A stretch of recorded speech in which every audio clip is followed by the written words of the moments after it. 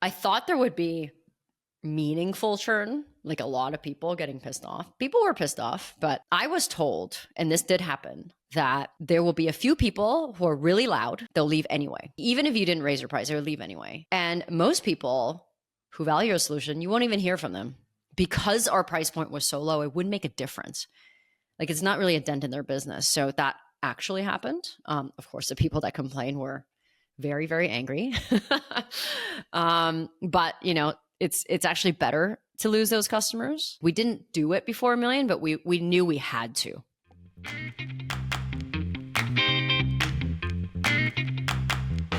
Welcome to ProfitLed Season 2, our journey to $1 million at eWebinar, episode 21. I'm Melissa Kwan, co-founder and CEO of eWebinar and your host. I'm here with Todd Parmley, my co-host, eWebinar's COO. Todd, what's up? I'm good. You know this, but I had shoulder surgery about 2 weeks ago, so I'm wearing a gigantic sling. If I wince, it's not because of something you said, or maybe it is because of something you said, but you won't know the difference. To give the audience some context, I guess you fell off your bike. Yeah, I fell off my bike and I hit my shoulder and it popped my clavicle out of place. An injury I did not know existed.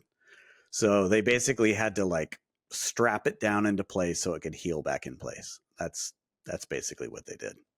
In the last episode, we talked about the importance of social selling and having a personal brand and some of the LinkedIn strategies that I use to write content and build up my own audience. Today, we're going to talk about what it felt like when our little scrappy startup started to feel like a real business and the progression of that and what that experience was like, I guess, for the both of us, because we see it really from different perspectives. So I guess to kind of get this started, just to kind of bring the audience back to where we were from the beginning, in the beginning, we were really just taking an idea and making it into a real business. There wasn't any customer interviews, any testing. It was just there is a hypothesis about a business that we want to build. We think people are going to pay for it. And then we rolled it out after building it, in a silo really for a year and a half. The first people who saw it were our trial customers. We didn't have an alpha, we didn't have a beta because I wanted to start making money from day one. So when do you think, I guess we felt like, or maybe you felt like we were actually in the game, that hypothesis was now proven and we have a real business? I mean, I was really, when we first met way at the beginning, that was day one practically. When we first met and you shared the idea with me, it took me a minute to really wrap my head around it because it was a new idea for me, right? But by this point, once we built the product and launched it, I really understood the idea. I believed in the idea.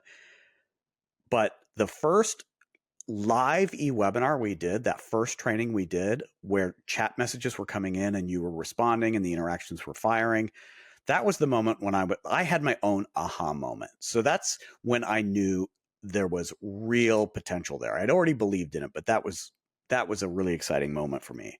Fast forward to we launch it to this trial customers. What did we have, a 90-day trial? We had a no, we had a 60-day trial when we rolled out, only for the first 2 months of people who sign up because we didn't have Stripe integration. What was the churn rate of that group? It was insanely low. No, the conversion rate of that group was 80%. 80%. But caveat that these were we started with founder-led sales, right? So all of these were my friends or 1 degree removed from my previous startup. So my immediate network of people I sold to were people I knew could use the product, whether they were previous customers or other startups that was serving the real estate industry that I was in. So it's not a real conversion rate per se, but it was still very good because it helped get first money in the door and show that people actually valued it.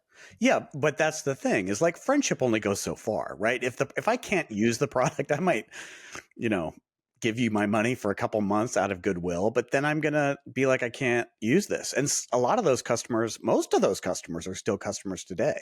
So when that 2-month trial ended and we started seeing the credit card charges, that was the first sign that's oh, these people actually see real value in this. So that was the first moment for me. I mean, I didn't feel because in the past I've had, I would say false positives before, from, people joining beta, people paying me because I was selling the product. Like I didn't want to celebrate too quickly, I guess. Like I was still kind of taking it with a grain of salt. I guess the the most common thing in startups that we say is like get like 10 unaffiliated customers. So it didn't feel unaffiliated to me yet, I guess, until I want to say like maybe month like 4 or 5, because I was really still like doing demos, pounding the phones, doing cold outreach or warm/cold outreach to like people that were referrals. So it still felt like I was selling to friends. And yeah, there were definitely people that were like, oh yeah, like I'm paying you because because you're you and I want to support an entrepreneur. I remember when we were converting those people from trials, because they were friends of mine, I individually reached out to them and said, hey, your trial's coming up. We're going to charge you on this date. If you're going to cancel, make sure you click this button. Like, I want to make sure that like I'm not taking money from them. So they had like an informed decision to do that. But it wasn't until people started finding us on their own, and we didn't have any SEO or anything. It was just like brute force marketing. Like, we were on like some review sites. We were on, Product Hunt, like, yeah, like people maybe saw another webinar. So, but as that was kind of coming through, that's when I was like, oh, okay, I think we have something here. And we had a Slack channel, right? That we still do, right? That, shows when a new sign up comes in. And that started, pop up. All of us would go check immediately when somebody signed up, right? Well, in the beginning, there would be like 20 or 30 trials a month. And Right. that was like huge. It was right? huge. So, and we saw people we didn't know, right? We started seeing people who were like, I have no idea who that person is. and we would ask them, where did you come from? And then, you just felt like it still felt like a super small business because you almost had like an individual relationship with each one of these people. You want to know where they came from. Did they switch from something? Was it something that made them sign up? Like we had asked all these questions, but there was like a one level up, I guess, like maybe in month 6 or 7, after the business was launched, where we were getting signups every day from different audiences. But also like, people we didn't know. So they were in theory lower quality signups because they didn't owe us anything. Well, I mean, at the beginning, I feel like most of the people who did sign up were well qualified. They were looking for a solution like ours. But we also found out really quickly we were a new player in an existing software category that's very niche and not a lot of people know about it, right? But for those that did, they had certain expectations about what we should have and what we shouldn't, what we should have as features. And mostly that focused around integrations. So like we started to hear like all the integrations that we needed really quick. And so we would just like pound them out. Yeah. And there were like requests for new features, mostly like I'm coming from this, but you don't have this, these specific features. When are you going to have them? But people were still switching over because there were things that we did excel at, even if we didn't have feature parity. And having feature parity was never a goal, from the beginning. We didn't want to compete like head to head. But there was also kind of this moment where, because in the beginning we had a 30-day trial and then we lowered it to 14 fairly quickly because we realized it was just a bit too long for people to not get activated. But there were a lot more scams, right? Like people would sign up for 29 days and have another one. And we didn't have any limits. Like all of that stuff came later. So that became more apparent. Like we were useful enough for people to want to continue using us, even if they didn't want to pay. But I think there was also like, there was more detailed and deeper customer feedback as people were starting to use us more and finding the flaws and integrating us deeper into their workflow, right? Whereas they didn't really do that before. Right. And things we just didn't know. We had no idea. So when they would point them out to us, it was like, oh, I understand why you need that. So, I mean, that was great. That's always great information. Yeah. I mean, it's like a double-edged sword, right? When you become someone else's everyday process, like they're more sticky, right? They're less likely to churn, but now like the stakes are higher for them to use you. So when there is a complaint or when there's a feature request, like you need to do that. Otherwise, it's very easy for them to bounce back to the old solution. But there was a point where people were complaining that we didn't have certain things or we didn't do certain things very well. but they were also not leaving. In the beginning, they were leaving. Because they needed, mostly that was around integrations. I feel like they needed an integration, and a lot of those people did come back once we had the integration because we would reach out and tell them. But yeah, people were complaining and not leaving, which was a really good sign. Yeah. And then we were, as more and more people were starting to use us, we were experiencing like scaling issues, right? So what does that mean? Like our analytics were super slow, right? Like I think the first time we had 1,000 people in a webinar, it crashed. But that was also an indication that bigger companies were willing to take a chance on us, because it was no secret that we were a small startup, especially with the first group of signups, because they kind of knew where I came from. And like, I told them I was launching this during that time. So, it was like we were just kind of fixing things, I guess, as they were coming up. But it felt like because we were a real business integrated into bigger companies, it was no longer okay for us to not execute on some of that customer feedback. In the beginning, we're like, well, let's see what we're going to do. But now they're paying us more. They have more webinars, and we couldn't really ignore some of the feedback from these customers, especially around scaling, right? It was just things that we had to fix because we had never really like tested the system on a larger scale. So those were growing pains, but David, our CTO, is amazing, and we adjusted very quickly. And when people take a risk on a new startup, they also understand that it's going to come with some of these things. So in general, there was a lot of understanding, but you're right. Once you become somebody's everyday product, they need it to work. They need it to just work. Yeah. And I remember there was a time where we always ignored feature parity because we're like, okay, that's just a battle we can't win. Like these companies have been around for 10 years. We're brand new. Yeah. Like how can we have as much as them? But it did get to a point where we were like, okay, let's list out everything that we don't have and let's figure out how to do them, but do them better. And some we did reject, right? Philosophically, we had some different ideas about how automation should work. Like the existing companies were trying to basically just fake a live webinar. And we're like, no, we're automating a pre-recorded webinar. So we're not trying to hide anything. We're trying to leverage the power of automation. So we did, reject certain features that we thought in what we were trying to accomplish were not appropriate or helpful or weren't something we could get behind. But yeah, we did realize at a certain point that there was a certain minimum feature set we needed to capture kind of anyone who came from a competitor. Yeah, and a lot of that I think had to do with like integrations, right? Because they are more complex, and you can only do what right? So we collected a bunch of customer feedback.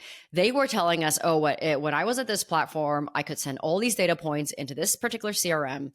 So there was a point when we actually just did an integration overhaul.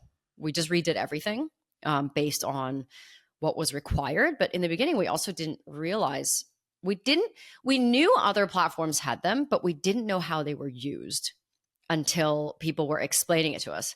Yeah. So once we got that's when we're like, okay, that makes a lot of sense, but how can we do it better in a more flexible way? And some things I feel like, even though that were better, were actually a bit more complex than what's out there.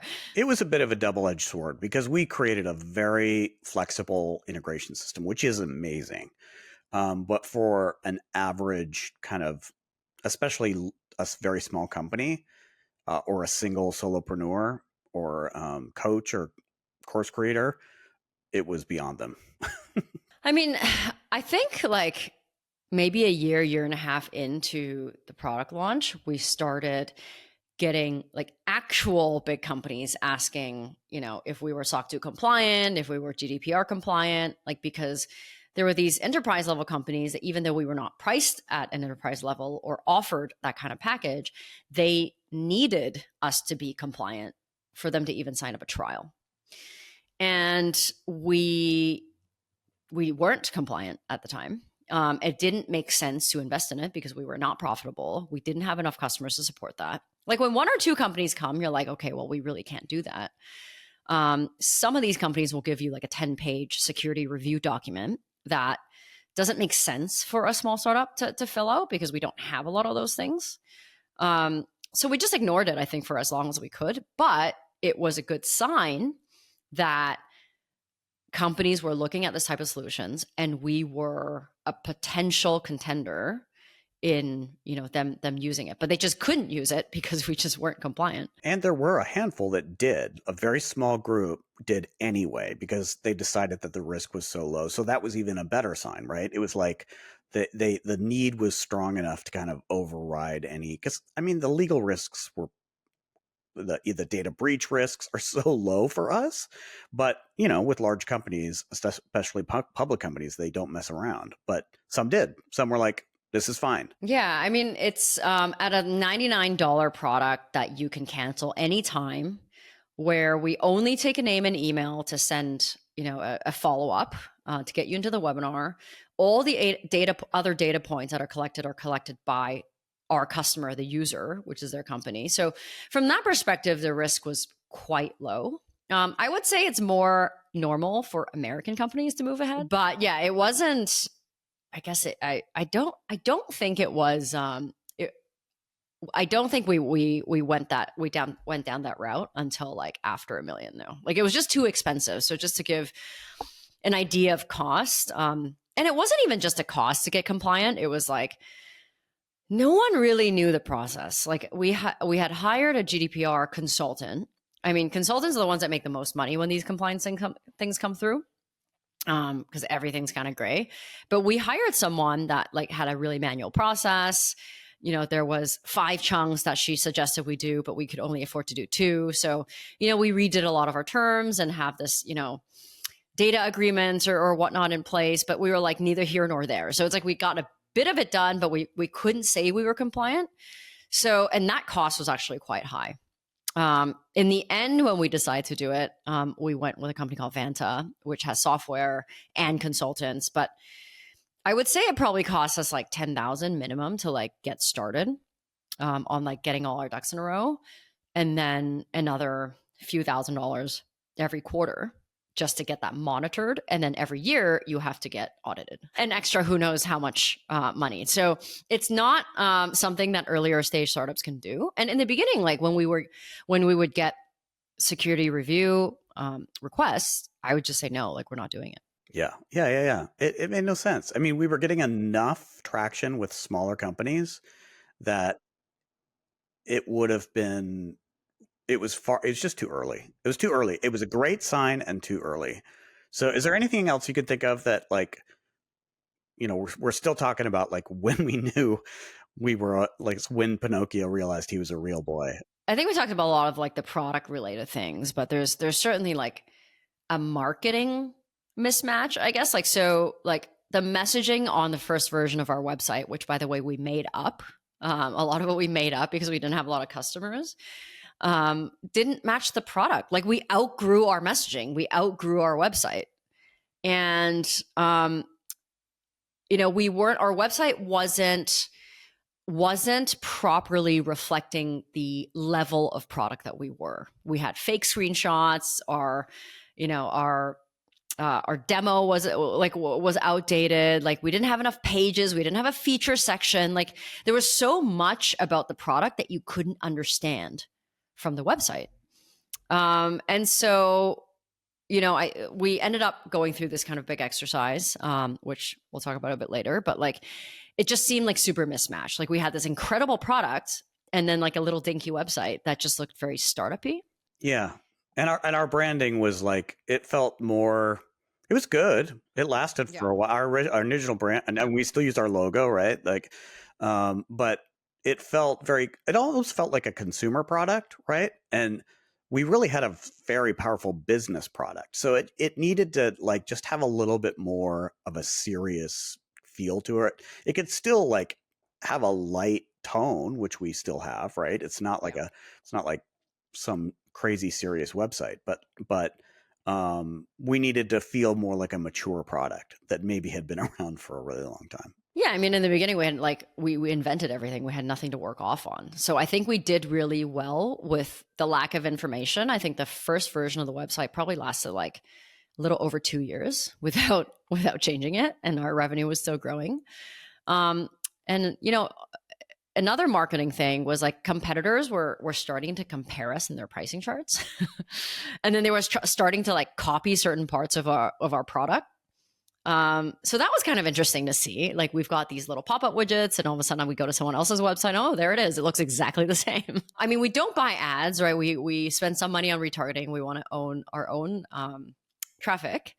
But I think there was a time when like other people were buying our keyword in Google or something like that. I don't know if that's still happening, but that was. It's not now, but that we were, it was the same thing as like discovering that our competitors were starting to notice us.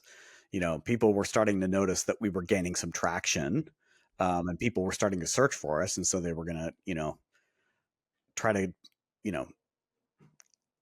counter that by advertising using our name. Yeah. And also like there were competitors that were comparing us in their pricing charts, but they were only comparing our most expensive plan.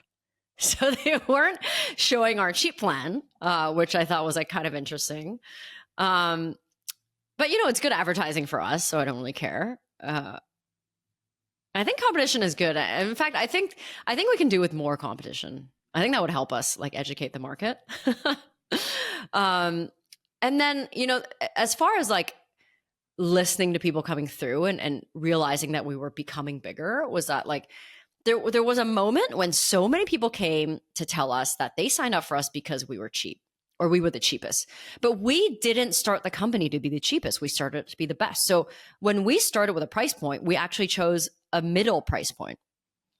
But when people said, oh, like this is most cost effective or this is cheapest, I think what they were meaning was this is the cheapest based on what you offer.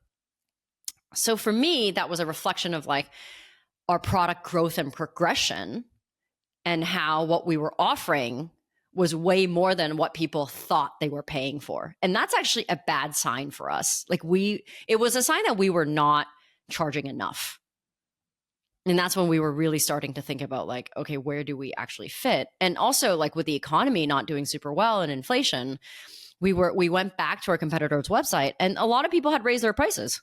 And we also had unlimited registrants, right? Which is another thing that was limited by all our competitors.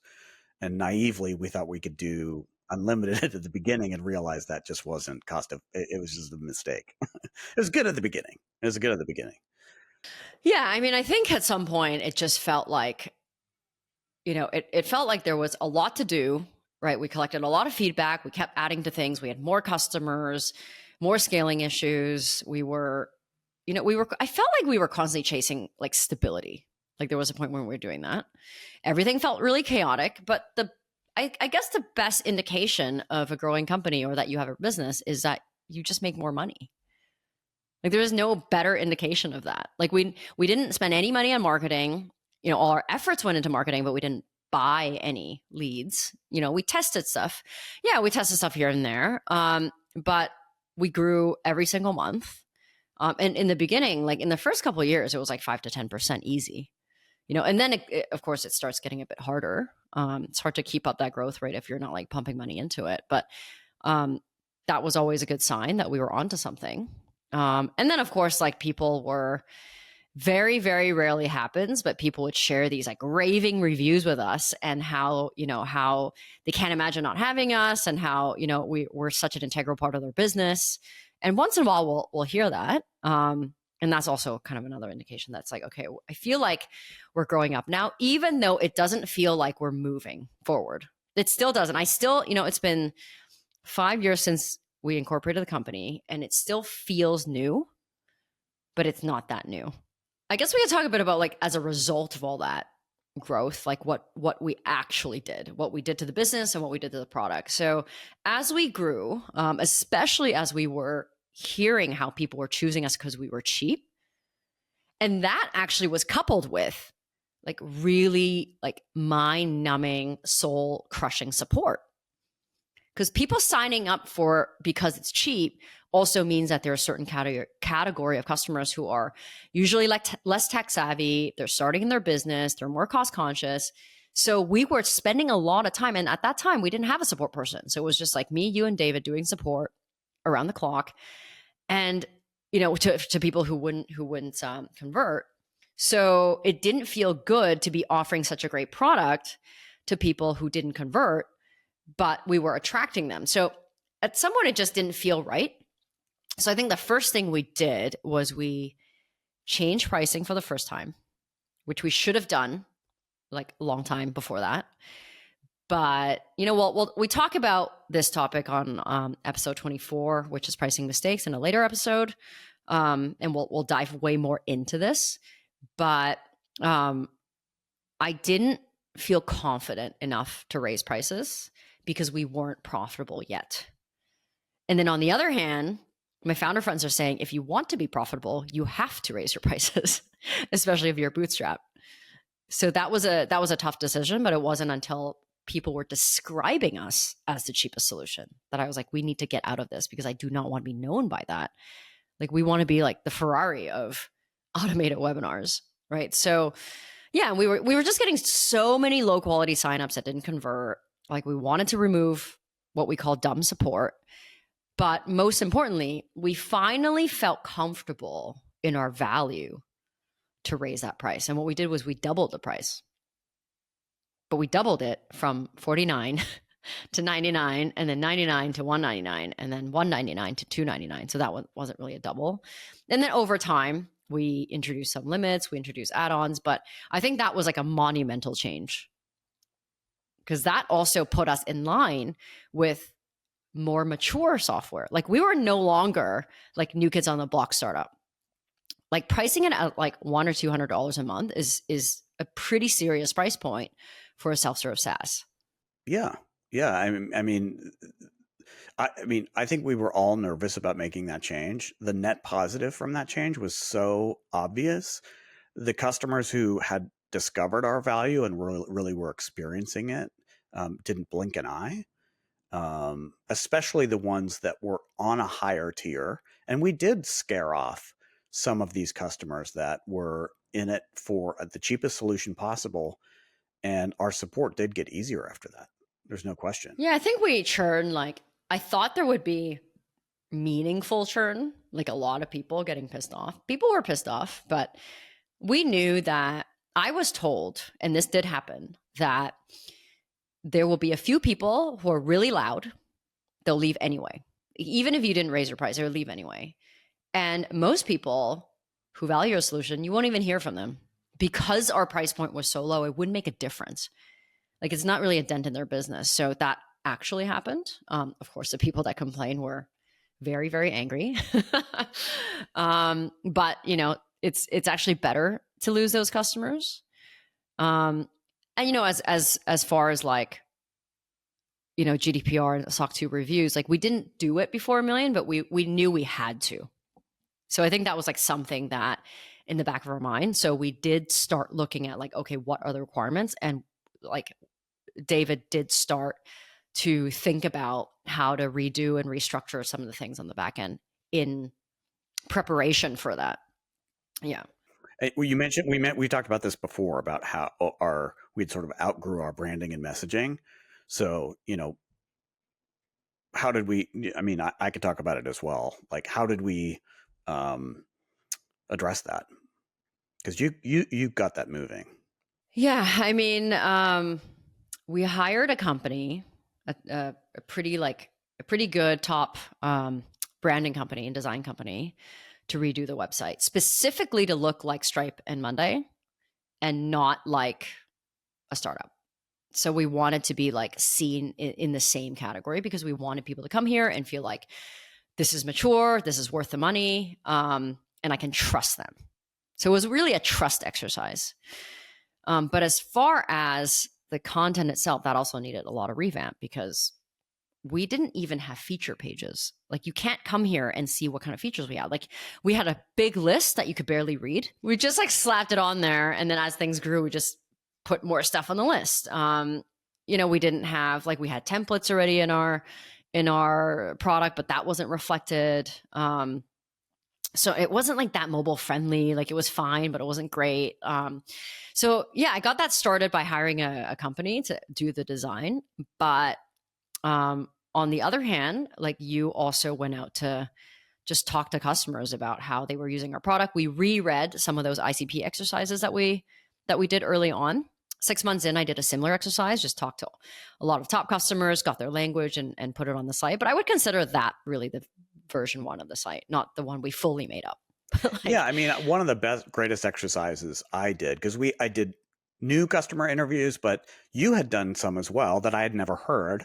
So I listened to every single one of those and literally copied and pasted, didn't like rewrite what they were saying. I copied and pasted what they actually said. It was like a sorting exercise with Post-its. I would just like put what they said on a Post-it and then started grouping them, right? And what emerged from that was basically I created this document that I still use today, which is like, what are 3 primary use cases we're doing before they used eWebinar, the pain that they were feeling, and then what they experienced after and how things changed and what they got as a result of using it. And that and tried to keep it as much in their specific words as much as possible. And so that document as well became a really like powerful source of content for the new website. The other thing that we did, which I almost forgot as you're talking about this, is around the same time, Anthony Pieri, now known for homepage content, I guess he writes a lot on LinkedIn. His company's called Fletch, and all he writes about is like how to write homepage content. We hired him to do our homepage, to like rewrite the content of our homepage with the exercise that we ran with customers. They don't do interviews. They will take the content that we give them and structure a page such that it converts people to whether it's a trial or a demo. So we really learned a lot from him and his philosophies as to how you would write not just homepages, but actually every page. So not very different than when we hired Grow and Convert to teach us how to write articles. Which is not the same. It's so funny. It's like, you sort of think like marketing writing is all the same, but it's just not. I mean, website writing is a whole different ballgame. Yeah, it's completely its own thing. And even website writing, like product messaging on each page, is also a different ballgame. Like, he only does homepages. I think we forced him to do a case study page, but he doesn't do that anymore. But outside of that, I think like the other things we had to do to our business was we really had to focus on scaling our platform. Like, because the thing is, David and the team can't be around 24/7. So we have customers from all over the world. So if there's a huge webinar in India, for example, like, no one's around for that. And so if that crashes, they get really upset. Like, people get really upset, right? So we really spend a lot of time working on like the loading speed and, how to scale our chat if there's a lot of people in the room at the same time. Security also, forgot about that, because as you get bigger, people try to hack your system. But also, how do you do this in a way that doesn't break the bank? Because if I have a lot of people on my platform now, I need another server, but I don't need that all the time. But if that's just running, like, I think there was a point when I was like, why is Amazon like $10K a month? Like, it's so expensive. So then, we had to figure out a way to spin up and down servers depending on the usage, so that we can bring that cost down. So that was actually when we started looking at like, what is the true cost of a webinar? And then we started introducing limits, because then it turns out we were basically paying our biggest accounts to actually use us. Yeah, right. We were losing money on on the people that I think kind of knew they were abusing us. Like, they knew that they were pushing it to the limit.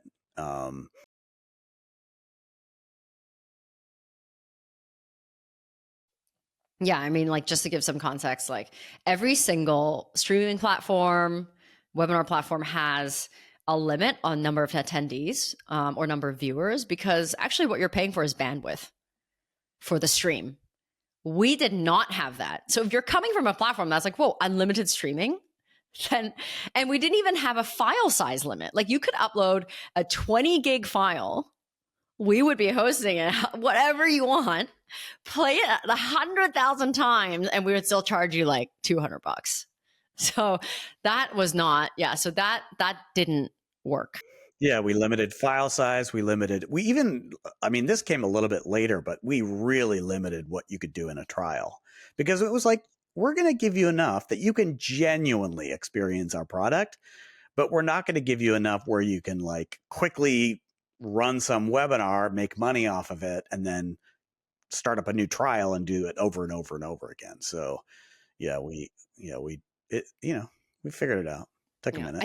I think as we grew, one of the things that were most telling about us becoming a real business was stuff started to feel less chaotic, because we were being so reactive. Like something happened, we fix it. Something happened, we fix it. Oh my God, this thing crashed. We have to spin up another server. But instead, we became way more proactive in planning where we were going. We, instead of focusing on priorities once a month, we did it every quarter. So we could feel progress, because before that, it was just like, okay, what's next? What's next? We were able to, because we made more money and we were burning less and we were almost profitable at that point, we were able to move slower. Like it was such an earned luxury, right? We were able to move slower, be more intentional, and then align where we want to focus our time, what features we want to build to the business goals that we have. So whether that's like, how do I get more of this ICP, this ideal customer profile, or how do I make more money in an add-on, or how do I prime the system so I can do this thing next? And it just felt like a way more structured business. Whereas before that, it was just like, okay, let's get this customer. This customer wants this. Let's do that too. So all of that kind of went away.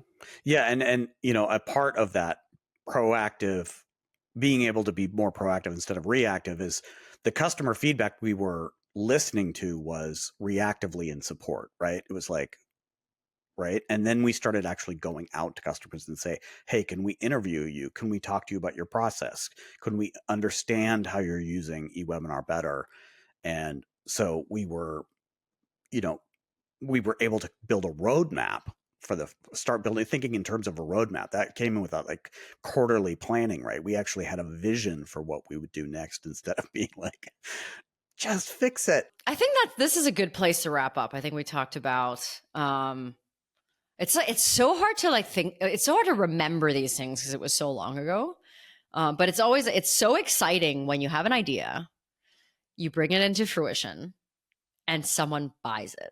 Like that, I think, is like my favorite feeling in the world. I don't so much like running a business, but I love the hunt, right? I love the creation. I love the hunt. I love the first sale.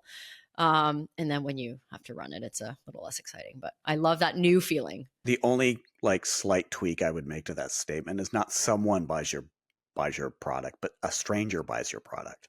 Like, it's like, I don't know who you are, but this thing that I've created, you find value in it enough to give me some money for it. So, well, let me just recap what we covered today. We talked about when eWebinar started to feel like a real business, right? And not like a side hustle or something. Things we did as a result because of that, like changing our pricing, being more proactive instead of reactive. And then how we needed to kind of up our game as a result, how our change to the business, how our approach to the business changed because of this clear message we were receiving that we needed to up our game. So with that in mind, what's your hot take for today? My hot take is you never feel like you know what you're doing because you're facing problems that you've never faced before. Like that is literally the definition of like, you don't know what you're doing. Right. And like myself, you and David has never built a company like this of this size.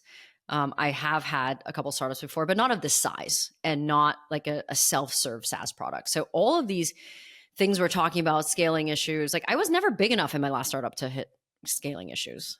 Like I've always wondered what people meant by scaling issues.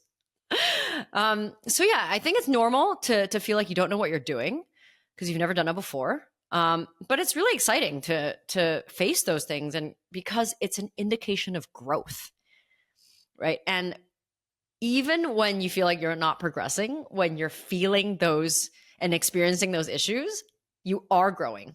And I think it's something to celebrate, right? It's like something that we forget. Like we feel like we're in this rat race, this hamster wheel, but it's awesome to have these issues that you can solve. It's a first world problem. What's your hot take? I mean, mine's very similar to that, which is that, when you in that space where like, I don't know what I'm doing. Like I'm responding to what's happening, but I'm figuring it out I'm figuring it out as I go. We're figuring it out as we go. That can be really scary and feel like you're doing something wrong. And I mean, I would say from our experience, that is not the case, because I feel like there was a point where we started to realize, oh, this is going to continue to happen where we feel like we don't know what we're doing, but we started trusting ourselves enough to know that we would figure it out, right? And so it became more exciting and less scary because it was like, oh, here's a problem to solve. Let's figure it out, right? It became, as we started having wins with the things we were like, oh, we tried something we didn't know how to do and then it worked. Then we did get better and better at that. Though every time you come across the thing you don't know how to do, you're just like, I don't know how to do this. If you've been enjoying this podcast, I've got a small favor to ask. The only way ProfitLed grows is by word of mouth. So if you'll do us a favor and hit the subscribe or follow button wherever you're listening or watching this podcast right now, it'd mean the world to us and help us continue to spend time making these episodes for you. Ping me on LinkedIn if there are particular topics you want us to get into this season.